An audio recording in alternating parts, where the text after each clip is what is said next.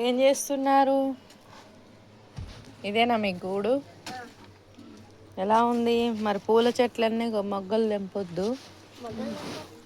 ఏది మరి మీ గిన్నెలేయి? బస్తాలు పరుచుకుని కూర్చోండి. మరి కూర్చుంటే నేను వీడియో తీసుకుంటాను. అవునా, బాగుంది మీ ఆట. అవునా, మళ్ళీ ఎవరికి చెప్పకండి. అందరు వస్తే మరి నా చెట్లన్నీ పాడు చేస్తారు. మీరిద్దరు ఉన్నప్పుడే ఆడుకోండి.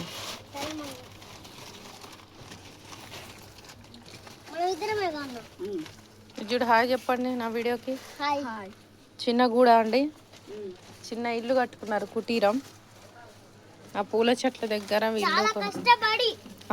చాలా కష్టపడి మరి ఏం చేశారు? చాలా కష్టపడి ఏం చేశారు? ఇల్లు కట్టుకున్నారా? సమ్మర్లో మీకు కూడా ఇలాంటి ఐడియాలు ఉంటే ఇట్లా ఒక చిన్న కుటీరం లాగా ఏర్పాటు చేసుకొని చెట్ల కింద అయితే చక్కగా గురుగులు పెట్టుకొని ఆడుకోండి.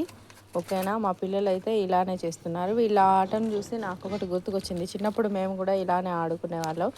ఇంకా పొయ్యి పెట్టుకొని పొయ్యిలో అన్నం కూడా వండుకునే వాళ్ళం అనమాట. చిన్న చిన్న పొయ్యిలు పెట్టుకొని అన్నం కూడా వండుకునే వాళ్ళం. వీళ్ళు నెక్స్ట్ అదే చేస్తారో ఏమో, కానీ బియ్యం అయితే అస్సలే ఇయ్యను నేను. ఎందుకో చెప్పనా? బియ్యం పాడైతే ప్లస్ మీకు వండటం కూడా రాదు కాబట్టి ఇవ్వను.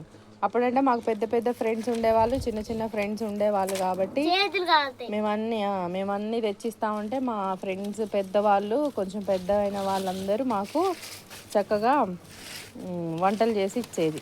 ఇప్పుడు మీరు ఇద్దరు చిన్నవాళ్ళే కాబట్టి మీకు ఇయ్యను. నెక్స్ట్ సన్నజాజి చెట్టు చూడండి. మా సన్నజాజి చెట్టు ఇప్పుడిప్పుడే పెద్దగా అవుతుందన్నమాట. ఇంకా మళ్ళీ చెట్టు అయితే పూసి పూసి పాపం అయిపోయింది. మళ్ళీ ఒకసారి అయితే మేము ఆకు తీసేసినాం.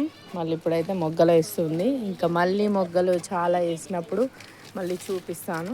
మా సన్నజాజి చెట్టు కూడా ఈ సంవత్సరం పెరిగి పెద్దయి చక్కగా పూలు పూయాలని ఆశిస్తున్నాను. ఇదైతే ఎల్లో మందారం అన్నమాట. నా వీడియో కనుక నచ్చినట్లయితే please like and subscribe friends. ఓకేనా? ఇలా చెప్పండి, లైక్ అండ్ సబ్స్క్రైబ్.